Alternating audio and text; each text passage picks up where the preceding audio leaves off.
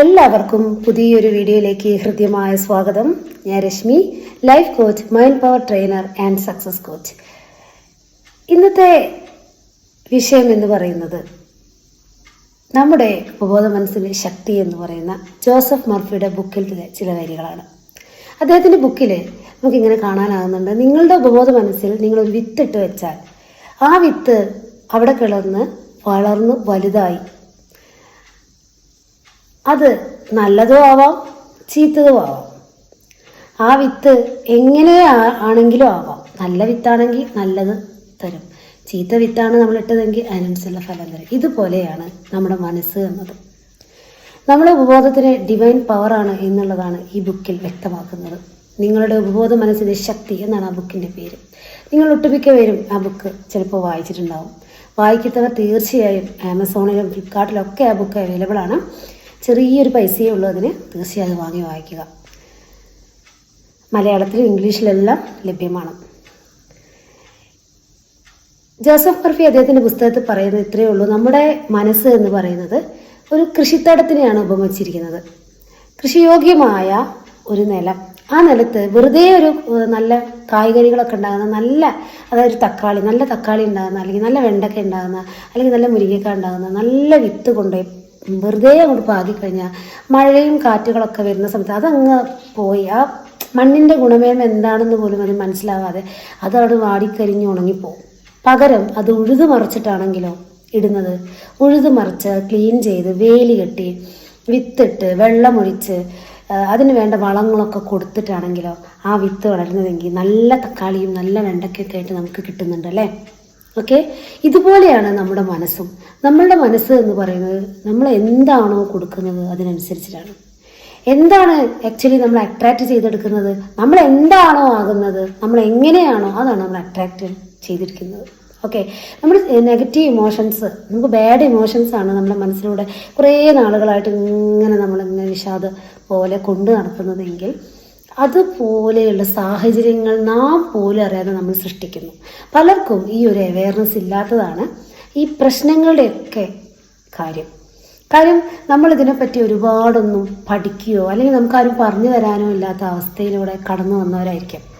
അപ്പോൾ നമ്മളിത് അറിവില്ലെങ്കിൽ അറിയുന്നവർക്ക് ഈ ഒരു കാര്യം ഒന്ന് ഷെയർ ചെയ്ത് കൊടുക്കുക. മനസ്സിൽ നെഗറ്റീവ് ഇമോഷൻസ് മനഃപൂർവ്വം നമ്മൾ എന്ത് ചെയ്യുക, കുറച്ച് കൊണ്ടുവരിക.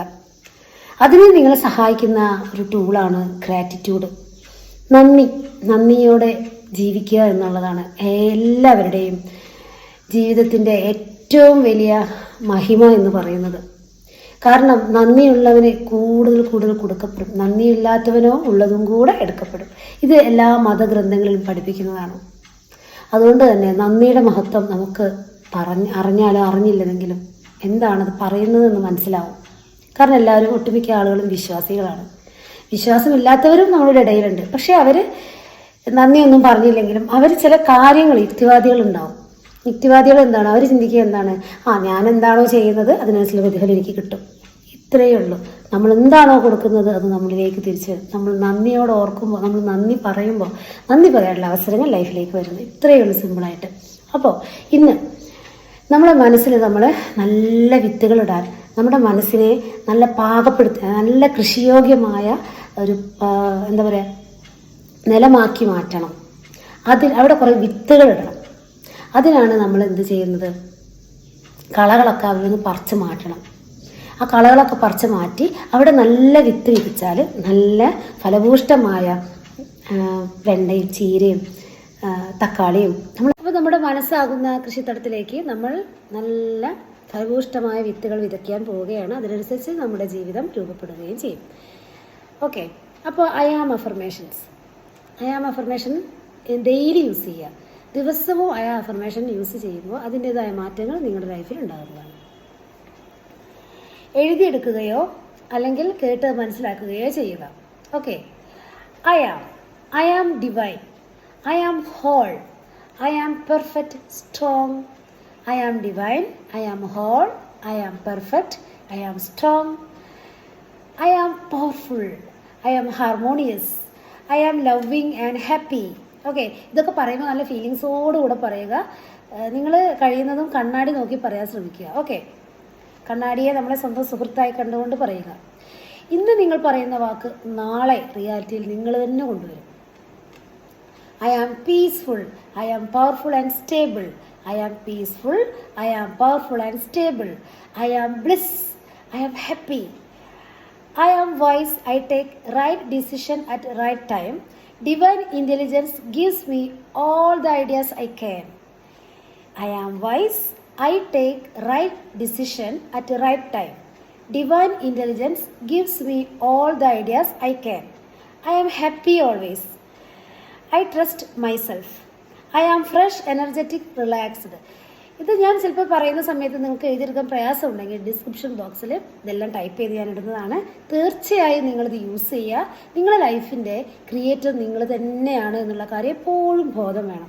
അതുകൊണ്ട് നമ്മൾ ബോധവാന്മാരായിരിക്കുക. എന്താണ് ചിന്തിക്കുന്നത്? ആവശ്യമുള്ള കാര്യമാണോ? ആവശ്യമില്ലാത്ത കാര്യം ക്യാൻസൽ ചെയ്ത് വിട്ട് കളയുക. നമ്മൾ ഇമോഷൻസ് എപ്പോഴും ശ്രദ്ധിച്ചു കൊള്ളുക.